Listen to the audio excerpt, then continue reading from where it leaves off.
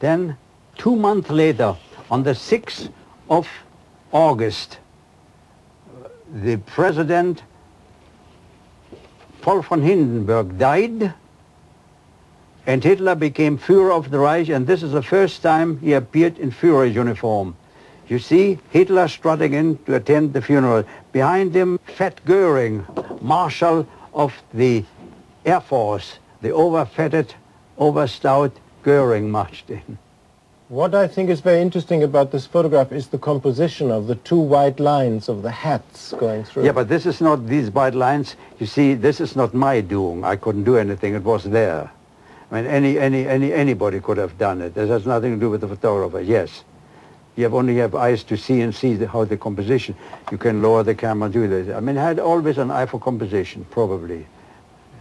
How did you feel to photograph a man you must have hated so much?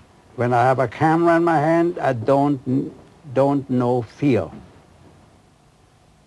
Like so many of the artists he photographed, Eisenstaedt was forced to leave Germany, and in 1935 he emigrated to America.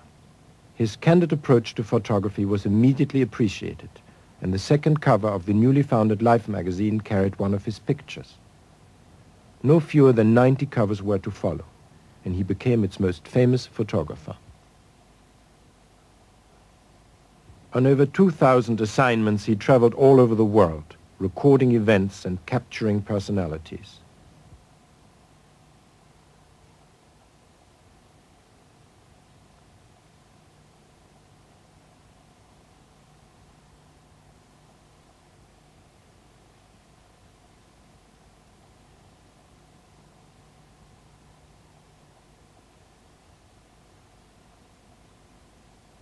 But the cold statistics say little about the zest and curiosity of the man who produced this formidable record of time passing. The titles of his books, 50 Years of Friends and Acquaintances, Witness to Our Time, The Eye of Eisenstaedt, People, and Eisenstadt's Germany, sum up a lifetime's occupation.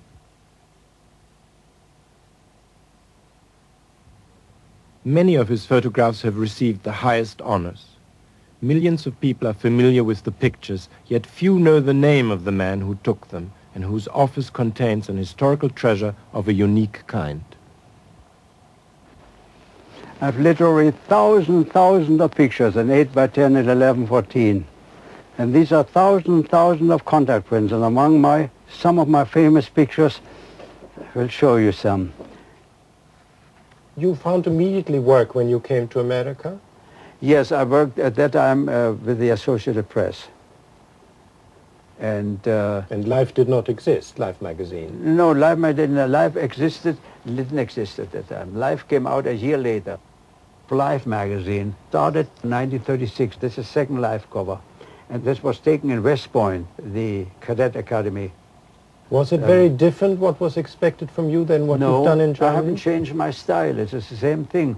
You see, when you look at who's who, they say that I brought candid camera to America. I don't know whether I did, but I started that type of series with Life magazine. For me, this was old hat. I did it for years and years in Europe. But here, you know, people took only one picture. Before Life came out, they didn't have series. They had only a single picture. This was the difference. I show you this picture for two reasons. This was done in 1937, when the managing editor gave me an assignment to photograph Roosevelt Hospital in New York. Now, many people have asked me a question, but didn't the editors tell you exactly what they want to take? I said, goodness, no. At Life magazine at that time, a Life photographer was an individualist, and he could photograph anything he wanted to do. Nobody told him what to do. But I tell you what he told me.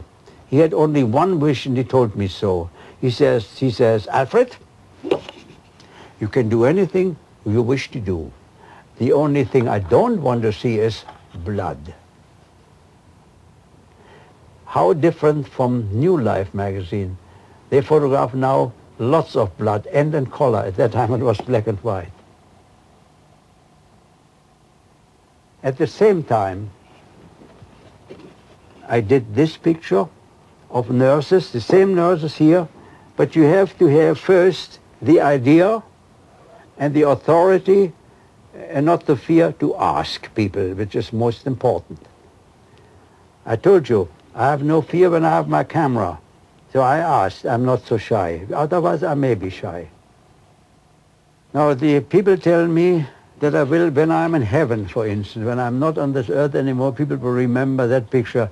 Oh, this is the photographer who took that picture of VJ Day, 15th of August, 1945.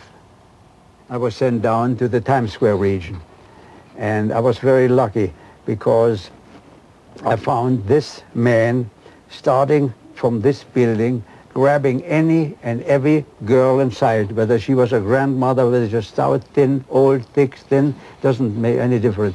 And I was running ahead of him with my little Leica, looking over my shoulder like this, but never pleased me. Everything was cocked, everything was a fixed focus, you know, about 10 or 15 feet away. Until I saw a flash of a second, something white being grabbed. And I turned around and photographed him kissing that girl. I will show it to you to explain more. If this girl would have been dressed in dark, it would never have been a picture. If the sailor would have had a white uniform, would never made a picture. Now, I want to show you the interesting thing. I took exactly 4 pictures.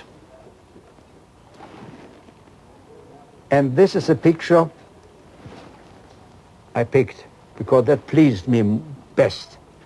It was done within a few seconds, 4 or 5 seconds. He was still kissing the girl. Why did this particular picture please you more than the other? On account of composition. You see, when you look, it is best, for my eyes, bestly balanced. See some white. See, this man doesn't look good. He is too tall. He takes the emphasis away from this picture. He is just right. He's too tall again. He has nothing. You see, this is the best. You see, if this sailor would have been here, wouldn't have been good. Too much white. She's standing out. This is the best picture of all. It pleases me best.